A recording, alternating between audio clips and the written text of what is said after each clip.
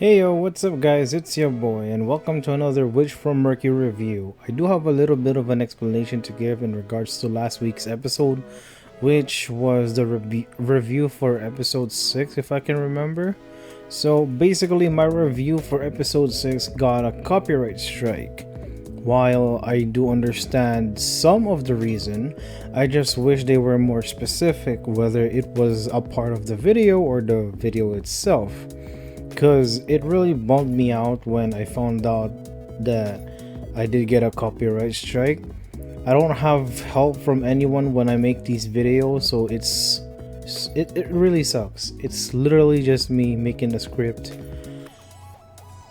and recording by myself, putting everything together by myself. I don't get any help from any other person, so it did really made like this sucky feeling. I gave myself some break and found a solution to the problem. Screenshots. Boring, I know, but I don't want another strike. This will be a 2-for-1, which will cover episode 7 and 8. And yeah, let's get to it. Episode 7 starts with the CEOs of Jertech Heavy Machinery, Grassley Defenses, and Peltech plotting against Delling, wanting to see what his plans are. Soletta, on the other hand, worries about Ellen since he didn't show up for their meeting. Soletta's concern for others is one of the reasons why I like her. Ellen was being an ass to her, but she still cares for him. Soletta and Myrna gets an invitation to the incubation party, which is basically a party where companies are born. A group has the chance to introduce their supposed company's product, ideas, and profit. If people are willing to help or benefit from them and the support percentage reaches at least 75%, then a company will bloom. At the party, both Soletta and Myrna are looking gorgeous in Myrna's dresses. Right off the bat, the first thing that I noticed was the kit that was produced through the Gundam X Yaosobi collaboration, which I never got the chance to grab since I've been busy for the past couple months actually, and the release was pretty much under the radar. Soletta finally formally introduces Myrna and her mom Prospera to each other. Prospera teaches Myrna something about pride that might have hit a nerve. Prospera also revealed that the grudge Bell was talking about was in fact the Vanadis incident, which, unless the pilot is non-canon, the only other way that I can explain this whole timeline mess is that Soletta is a clone or Aries sister. At the pilot episode, Soletta or Aries is supposed to be 4 years old. If the incident was 21 years ago, then she'd be 25 by now. But who knows, brain kinda hurty from all the theories that counters each other. Soletta finally meets the arrogant Ellen, the real Ellen, since the body double wasn't ready yet. I think I need to come up with code names for clones if they're gonna be making more appearances in the coming future. One part of episode 7 that gave off the significant interaction was when Nika was trying to get food, but no one would serve her until Shadiq gave her a plate, and as she was about to thank him, he suspiciously thanks her instead, ensuing that she did him a favor regarding Ariel. This seems like maybe he asked her for info on Ariel in exchange for something, maybe helping her family left back on Earth, or he blackmailed her. As Soletta and Ellen enters the stage, Soletta readies herself because apparently you are required to make a speech if you attend the party as the holder. Instead of a speech though, she was bombarded with questions and accusations by the CEOs of Peltech. I just want to put this out there right now. I'll never get over the fact that Peltech looks creepy as fuck. Tamari looking Vatis looking asses. This is where the three main branches of the Bennett Group's plan unveils. Their plan was to claim that Ariel is... Since Soletta knows nothing about this, she cries for Prospera, but due to Vim's second son and Guel's half-brother, Lauda Neo, he is keeping Prospera held up. As the situation gets more intense, the character that made this episode much more amazing makes her move. Myrna puts her foot down to protect Soletta in her time of needs. Yes, ladies and gents, the lioness has come to protect her king. Or queen. One of the many things I like about Mjolnir is despite the fact that people seem to pass her all over, she never shies to fight for her own and actually do something about it. Like trying to fight Goel for her own freedom or leaving for Earth away from her father's oppression.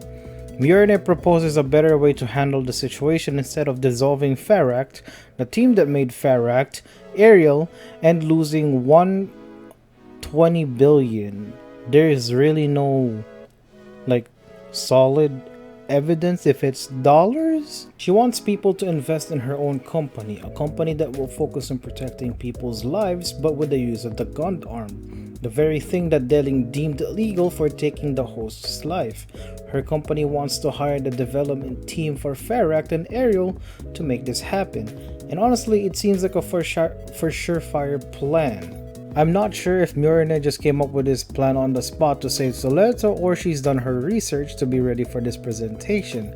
Either or, it's another moment where she displays her intellectual talents. Unfortunately, due to her not having the credibility for this, no one would invest until she remembered what Prospera said to her and maybe swallowed some of her pride to ask her own dad for his support. 75% supporters later, and a new company is established under the name Gundarm Inc., owned by Mjolnir and Suletta. The episode ends with Suletta finally finding out that Ariel is in fact a Gundam from her own mum. This episode, just like the next one, is a little slow paced but amazing nonetheless. Besides Prospera's reveal and Mjolnir's proposal, the other interesting scene, which would be Nika and Shadik's interaction, definitely sprouts some suspicions. Nika never seemed to be someone who'd actually betray anyone unless it's her family or for someone else's sake, unless she's being maybe blackmailed, so it does seem like she's doing it for a selfless reason. The next episode is called Their Choice. Off to episode 8, Mjolnir hires the Earthian House as her employees, and the last episode kinda got scratched. I'm not really sure what happened since they were supposed to get the dev team from both Pale and Shinsei. Even the purpose of the company seemed to be unknown, so Mjolnir did just come up with the plan right off the bat, I guess. Anyways, the Earthian house seems to be in a dilemma since half of them wants to work for her and the other half objects the idea. Like Chuchu's pride as an Earthian prevents her from seeing what it could be and would rather see it for what it is, while Nika is looking optimistic, wanting to prove that Earthians can stand on the same pedestals as Spacians. Mjolnir and Suletta visits Prospera to find out more about the Gundams, and Suletta confronts her mom on why she hid the fact that Ariel is a Gundam. Her response, besides being suspicious, kinda makes sense. People who does fear the unknown are always hostile against it. I don't know why Prospera gives off the shady mom vibes. Like, she might be manipulating Suletta in some way, although it might just be Suletta's innocent responses that makes it seem like it.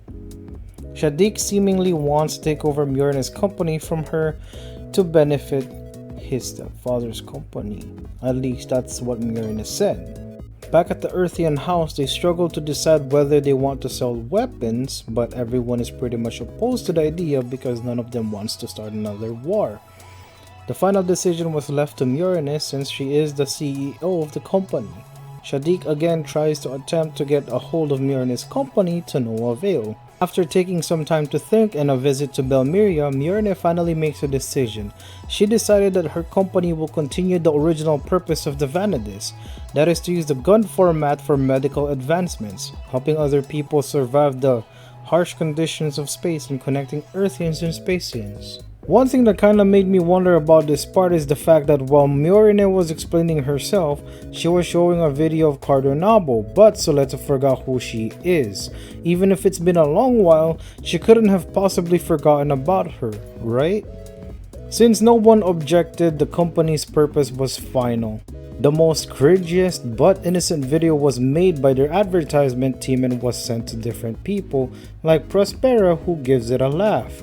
Suletta looks so tired and sleep deprived, kinda like someone who's only been getting 3 to 4 hours of sleep a day. I don't know, for the past 2 months.